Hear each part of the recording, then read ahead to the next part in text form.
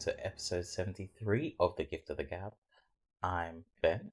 And I'm Tia. And we're going to jump right into it. This was a viewer request. It was? Yes, a viewer requested this. So, did you hear about the accidental shooting on the movie set of Rust by actor Alec Baldwin? Well, him and his family were pictured dressed up in a Halloween costume going trick-or-treating. Okay. And this was, I guess, maybe within a week or so after the tragic accident. And the viewer asked, what's our opinion on this? And here's the picture for you. They look like they were on a Ring doorbell. So, maybe going down the neighborhood. I mean, he looks like he's stressed out. He looks like he's stressed out. And it's Halloween. They still have, it looks like they have 5 kids there. And they, the life still goes on for the kids, if that makes sense. You have to make it as normal for them as possible. Even if parents might be stressing out, the kids still want to have fun and still want to go trick or treating. They probably don't even know what's gone on and stuff like that. Yeah. So it is hard, because you would think, no, they shouldn't be doing those normal activities, but they do have kids, and the kids still want to, it's something that kids probably looking forward to doing. I just quickly tried to find the person who got shot. Mm-hmm. It was much harder to find than I thought. All of those headlines is Alec Baldwin. I just found her name, Helena Hutchins, so rest in peace. I think when I heard the news, I was just like, sounds like a terrible accident. It's just not something that you expect, and it's like, you don't go to work and be like, yeah, I'm gonna shoot a movie, and then most people don't shoot somebody. Yeah, that is not what he expected at all. That is, I think everyone involved. I think definitely someone needs to be held responsible, because somehow the gun or whatever was used, well, it was a gun. It was loaded. Yeah, whether it was loaded or blanks or whatever, it clearly did not work as it was supposed to work. It worked too well. Well, no, it didn't work well enough, because it wasn't meant to work like a real gun. Yeah, no, that's what I'm saying. It worked too well. It's meant to look like a gun, and I get what you're saying. But yeah, and looking at the picture, I see it from your point. If it was just him going trick or treating on himself, I'd be like, read the room. Yeah. But he's got kids. Obviously, this is really distressful time for them. And it's not just he's got kids. It looks like 4 or 5 of them, and so it's not something that the wife could have just done by herself as well. I guess so. No, because they look like they're all under 10. Definitely under 10. Definitely, maybe even a few under 5. I think it was probably just an attempt to have a break from reality. Yeah. So I'm not out here big hating on that. You have been listening to Summer Walker. Yes. Summer Walker released Sam Walker, that's her brother. Released her album on Friday. I know you haven't listened to it. It's not your mojo. No, I might check it out. Okay. I might check it out. Okay, so check it out, and next week we can talk about it. All right. I'm not sure if it was the first song or close to the beginning. You had Ciara's Prayer, which seems to be the thing that everyone's talking about. So what the single ladies are praying. It's basically about being a queen, and she was saying she prayed that her next relationship would be her husband, and he would treat her right, and all. Was this after Future? I'm guessing. I'm guessing so. It seemed like a prayer. Well, she seemed to land into Russell, which seems to have been great. In the words of ZZ Mills, she was like, "Ain't no point saying Ciara's prayers if you still gonna go for the same types of guy," which is true. No, it's 100% true. You can't be praying for something and then this links into Jerome. People. They want a Russell, but they don't really want a Russell. No. I can see it though. I think that you want a lot of, and we've talked about in the previous episode, some ladies want a nice guy, but they don't at the same time. Yeah, I think you're right. They want a nice guy, but they don't really want a nice guy. I think an in between is a good. Why do you think some women do not want a nice guy? Well, nice is boring. So you want a mean guy? No. But that's why I said a good in between. I think some ladies But want. why is nice boring?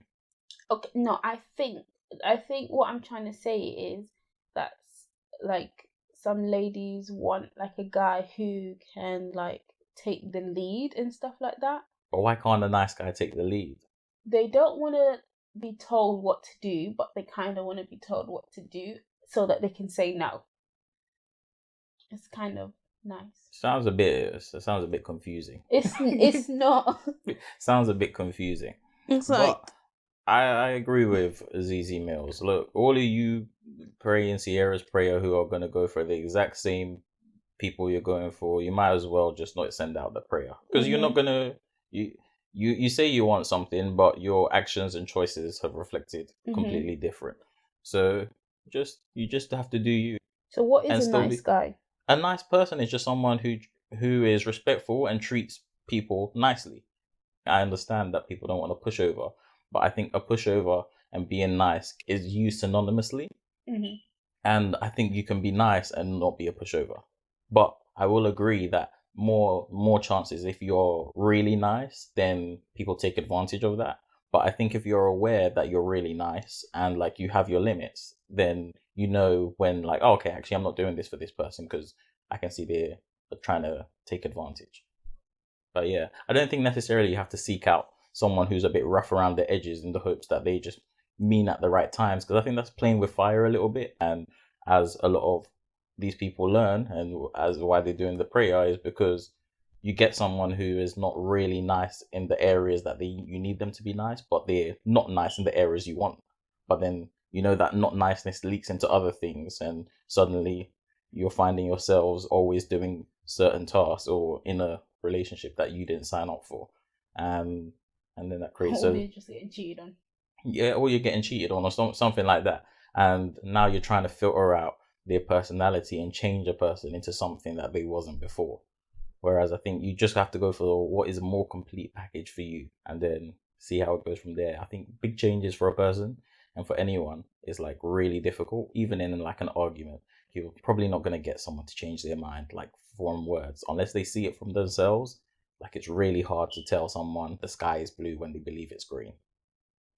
And I take that with people. Like if you got a relationship and you're trying to show them a whole new way, you're like, oh, this is the perfect person for me. He's this, he's that, he's this.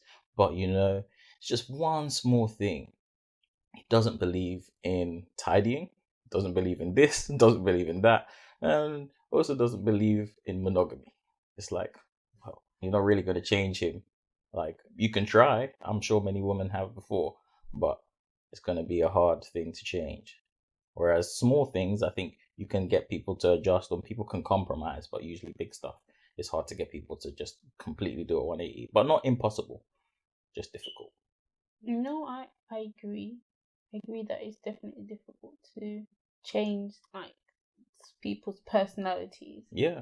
I think you have, that's why I think you have to just go for someone who is mostly like what you want or exactly like what you want, but mostly like it rather than go for someone who is exactly like it in these specific areas and hoping the rest sorts out itself. Because that's just a recipe for disaster, in my opinion.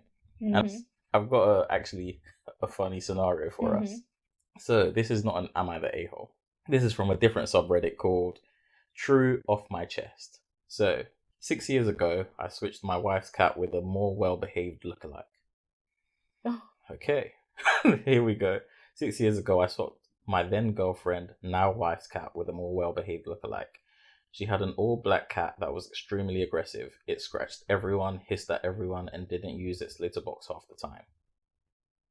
My wife insisted she could get it to behave better. One week she went out of town to visit her family, and I was supposed to go to her apartment and feed the cat. Yeah. The first night I went over, it scratched the ish out of me. Wait, they're not living together? No, this was his girlfriend at the time. Oh, okay. I joked with the cat and I said it's not special and I'll replace it if it scratches me again. The joke stuck with me until I thought I had about enough of it and that it wasn't a joke anymore. The next morning, I went to the local animal shelter, found an identical cat because it was a black cat. But, not very hard.